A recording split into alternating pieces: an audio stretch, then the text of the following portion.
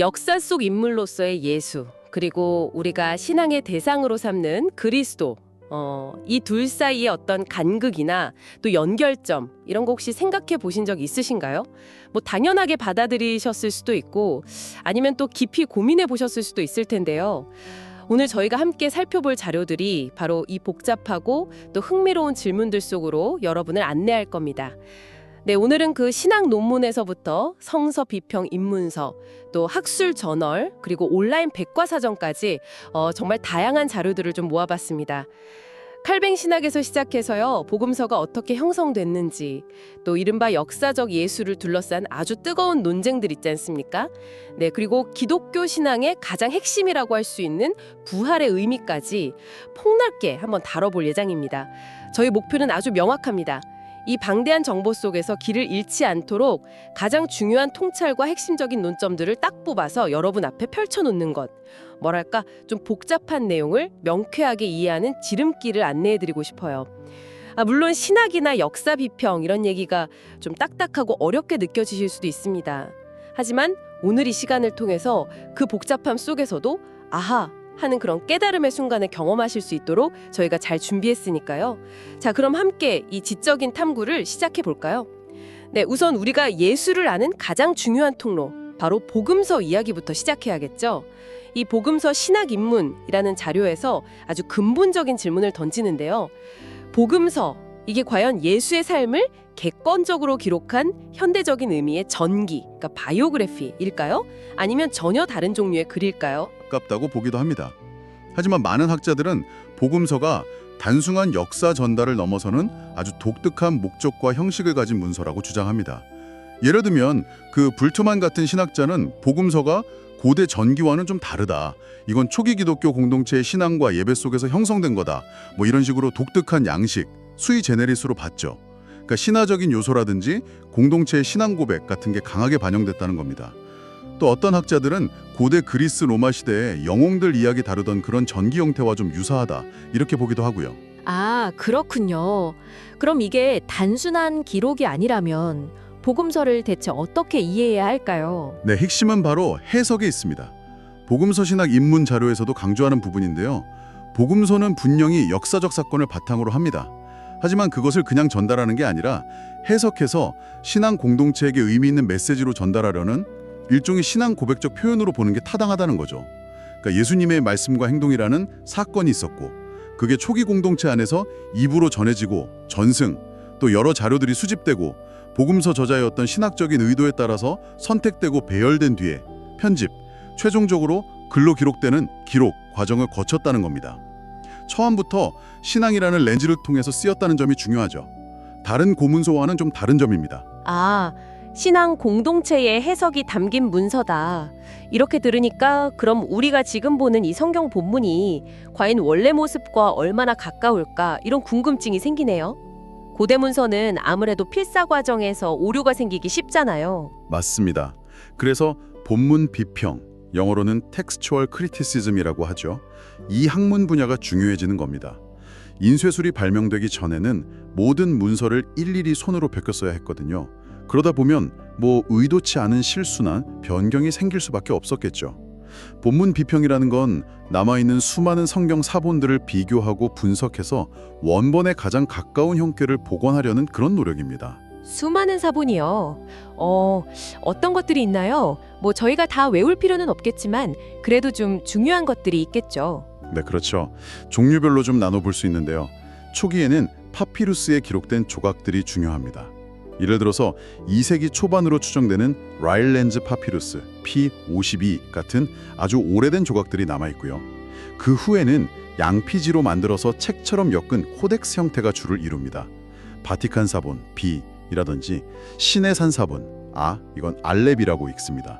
이런 것처럼 신약 성경의 상당 부분을 포함하는 중요한 사본들이 여기에 속하죠. 근데 이런 사본들 보면 글자들이 전부 대문자로 또 띄어쓰기나 구두점 없이 빼곡하게 쓰여 있어서 사실 해독이 쉽지는 않았습니다. 와, 띄어쓰기도 없었다고요? 읽기 정말 힘들었겠는데요. 우리가 지금 보는 성경처럼 장이랑 절이 나뉜 것도 훨씬 나중 일이라고 들었어요. 그렇습니다. 장 구분은 13세기에, 절 구분은 16세기에 인쇄상의 편의를 위해서 도입된 거고요. 이런 세부적인 내용들이 어쩌면 좀 따분하게 들리실 수도 있겠지만 여러분께 중요한 점은 이겁니다. 우리가 지금 읽는 성경 본문이 그냥 하늘에서 뚝 떨어진 게 아니라 수많은 사람들의 필사 노력, 보존 노력, 그리고 학자들의 아주 치밀한 비교 연구를 통해서 우리 손에 전해졌다는 사실이죠. 원본을 향한 끊임없는 탐구 과정이 그 안에 담겨 있는 겁니다. 네. 자, 그럼 이제 이 탐구 과정을 조금 더 깊이 들어가서요. 역사적 인물로서의 예수와 신앙의 대상인 그리스도, 이 사이의 논쟁으로 한번 넘어가 보겠습니다. 이 논쟁은 대체 언제 또 왜 시작된 걸까요? 네, 이 복음서 신학 입문 자료를 보면요.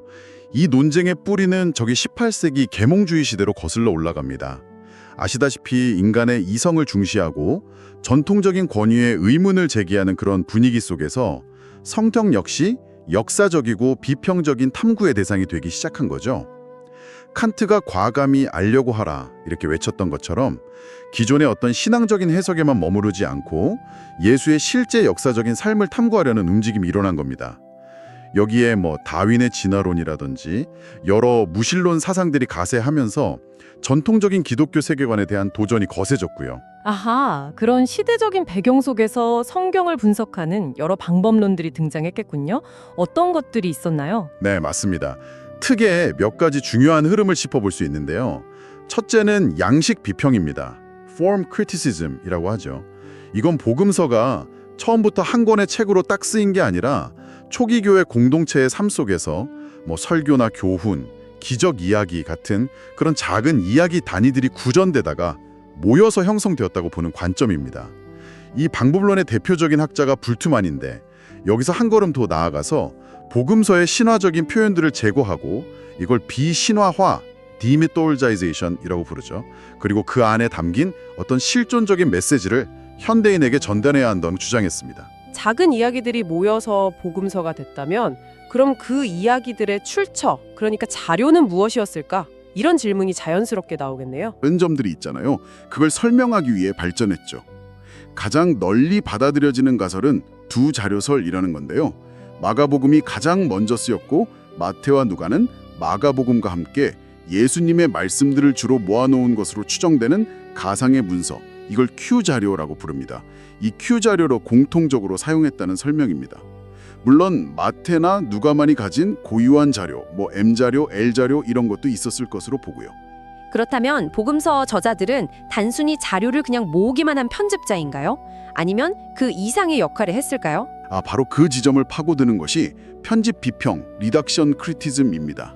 복음서 저자들이 단순한 자료 수집가나 편집자가 아니라 자신들의 신학적인 관점과 목적에 따라서 자료를 선택하고 배열하고 심지어는 좀 수정하기도 하면서 복음서를 완성한 저자이자 신학자로 보는 겁니다. 예를 들어 마르크센이라는 학자는 마가복음 저자가 지리적인 정확성보다는 예수님의 신학적 의미를 드러내기 위해서 의도적으로 내용을 구성했다 이렇게 분석하기도 했죠. 와, 정말 다양한 렌즈로 성경을 들여다보는군요. 마치 고고학자가 여러 도구를 사용하는 것처럼요. 이런 분석들을 통해 보니까 어쩌면 초기 기독교 안에서도 예수님을 이해하는 방식이 하나가 아니었을 수도 있겠다 이런 생각이 드네요. 정확합니다. 네. 복음서 신학 입문 자료에서도 그 Q자료를 중시했던 공동체하고 예루살렘이나 바울로 계열의 공동체가 예수님을 이해하는 방식에 좀 차이가 있었을 가능성을 제시합니다. 예를 들어서 Q 공동체는 예수님을 주로 지혜교사나 예언자로 보고 그 가르침을 따르는 실천을 강조했을 수 있고요. 반면에 바울로 쪽 공동체는 예수님의 십자가 죽음과 부활의 구원론적인 의미, 즉 그분을 믿음과 예배의 대상인 그리스도로 이해하는데 더 초점을 맞췄을 수 있죠. 그러니까 초기부터 다양한 예수상이 공존했을 가능성이 있다는 겁니다. 이런 역사적 예수에 대한 탐구는 그 이후로도 계속 이어져 왔겠죠. 저기 역사적 예수 나무위키 자료를 보니까 예수 세미나 같은 그룹도 있었다고 하네요. 네, 1980년대에 활동했던 그룹인데요. 예수 세미나는 복음서에 나오는 예수님의 말씀이나 행적 중에서 어떤 것이 역사적으로 정말 신빙성이 높은지 학자들이 투표로 결정하는 좀 파격적인 방법을 사용해서 주목을 받기도 했습니다. 물론 그 방법론에 대해서 비판도 많았습니다만 중요한 점은 이런 역사 비평적인 연구가 더 이상 소수의 어떤 급진적인 주장이 아니라 카톨릭이나 개신교 주류 신학계에서도 중요한 연구 분야로 자리 잡았다는 사실입니다. 그런데요, 이런 논의를 넘어서서 예수라는 인물 자체가 역사적으로 실존했는지에 대한 의문도 제기된다고 합니다. 예수 실존 여부 나무위키 자료에서 그런 주장의 근거들을 좀 언급하고 있죠. 네, 실존 부정론의 주된 근거는 크게 두 가지 정도인데요. 하나는 예수님과 동시대에 살았던 인물들이 남긴 기록 중에 예수님에 대한 직접적인 언급이 거의 없다는 점. 또 하나는 심지어 사도 바울로조차 자신의 서신에서 예수님의 지상생애에 대해 그렇게 자세히 다루지 않는다는 점. 이런 것들을 듭니다. 하지만 그에 대한 반론도 만만치 않다고 하던데요. 어떻게 반박하나요? 그렇습니다. 우선 고대 인물에 대한 기록은 원래 좀 단편적인 경우가 많습니다. 예를 들어 예수님과 비슷한 시기에 활동했던 세례자 요한만 해도 신약 외의 기록은 거의 없거든요. 오히려 예수님 사후 비교적 이른 시기, 수십 년 내에 복음서들이 기록되었다는 점이 중요하고요. 또 비기독교 자료들도 있습니다. 예를 들어 1세기 유대인 역사가 요세푸스의 기록이 있죠. 물론 일부 내용에 진위 논란은 있습니다만 그 언급 자체는 인정하는 학자들이 많습니다. 그리고 로마 역사가 타키투스가 네로 왕제의 기독교 박해를 설명하면서 크리스투스, 즉 그리스도의 처형을 언급한 기록도 있고요. 시리아 철학자 마라 바르세라피온이 언급한 현명한 왕도 정황상 예수님을 가리킬 가능성이 높다고 봅니다. 심지어 초기 기독교를 비판했던 켈수스 같은 인물들도 예수님의 존재 자체를 부정하지는 않았어요. 그리고 이건 좀 역설적인데 예수님이 십자가형이라는 당시로서는 가장 불명예스러운 형벌로 처형당했다는 그 사실 자체가 역사상의 강력한 증거가 되기도 합니다. 만약 꾸며낸 인물이라면 굳이 그렇게 수치스러운 죽음을 설정할 이유가 없었을 거라는 거죠. 아, 역사적 예수 논쟁. 정말 깊고 복잡하네요. 잠시 숨을 좀 고르고요. 이제 좀 더 신학적인 개념으로 넘어가 보죠. 기독론과 칼빈의 그리스도와의 연합이라는 자료에서는 칼빈 신학의 핵심으로 그리스도와의 연합, 라틴어로는 우니오 쿰 크리스토를 꼽습니다. 이건 어떤 의미인가요? 칼뱅에게 그리스도와의 연합은 신자가 구원을 받고 또 그리스도인으로서의 정체성을 갖게 되는 가장 핵심적인 원리라고 할 수 있습니다. 단순히 예수님을 믿는다 이런 차원을 넘어서서요, 성령을 통해서 우리가 영적으로 그리스도와 하나가 된다는 어떻게 보면 좀 신비로운 개념이죠. 이건 하나님이 인간이 되신 성육신 사건과도 아주 깊이 연결됩니다. 우리가 어떻게 그리스도와 관계 맺고 살아가는지를 설명하는 중요한 신학적인 틀이라고 이해하시면 되겠습니다. 또 복음서를 보면요, 예수님은 자신을 인자, Son of Man이라는 자주칭하신 반면에 하나님의 아들, Son of God라는 표현은 상대적으로 좀 덜 사용하셨다는 점도 흥미로워요. 네, 그렇죠. 물론 복음서에는 예수님과 하나님 아버지 사이에 어떤 특별하고 친밀한 관계를 암시하는 구절들이 분명히 있습니다. 마태복음 11장 27절이나 마가복음 13장 32절 같은 곳이요. 하지만 일부 학자들은 하나님의 아들이라는 칭호가 예수님 자신의 직접적인 말씀이라기보다는 부활 사건 이후에 제자들이 예수님을 메시아로 고백하면서 사용하게 된 신앙 고백적인 표현일 가능성이 높다고 보기도 합니다. 그러니까 예수님의 자기 이해와 초기 교회의 그리스도 이해 사이의 관계를 탐구하는 아주 중요한 지점이죠. 그리고 요한복음은 태초에 말씀이 계시니라는 아주 강렬한 문장으로 시작하잖아요. 여기서 말씀이 바로 로고스 개념인데 이건 어떤 배경을 가지고 있는 건가요? 로고스라는 개념은 사실 고대 그리스 철학에서부터 중요하게 다뤄졌습니다. 특히 만물의 근원과 질서를 탐구했던 헤라클레이토스 같은 철학자에게 중요한 개념이었는데요. 우주를 관통하는 어떤 이성, 원리 혹은 진리 같은 것을 의미했죠. 요한복음 저자는 바로 이 로고스 개념을 예수 그리스도에게 적용시킨 겁니다. 요한에게 예수님은 단순히 위대한 인물이 아니라 세상이 창조되기 이전부터 하나님과 함께 계셨던 말씀, 즉 로고스 그 자체입니다. 그 로고스가 육신을 입고 이 세상에 오셔서 빛과 생명이 되셨다는 거죠. 세상이 어떤 혼돈과 소멸, 엔트로피 법칙을 향해 간다면 로고스이신 예수님은 영원한 생명과 질서의 근원이십니다.